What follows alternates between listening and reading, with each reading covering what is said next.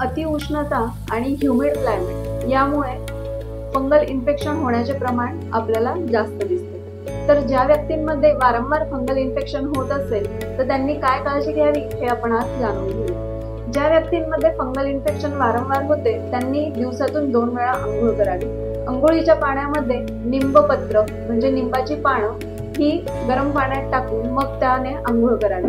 अंघोळीनंतर संपूर्ण अंग फॅन खाली कोरडे करावे आणि त्यावर औषधी उपचार ज्या ठिकाणी फंगल इन्फेक्शन झालेला असेल त्या ठिकाणी ऑइंटमेंटचा वापर करावा।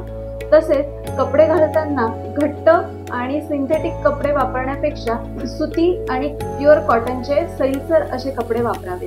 याने फंगल इन्फेक्शन लवकर बरे होण्यास मदत होऊ शकते।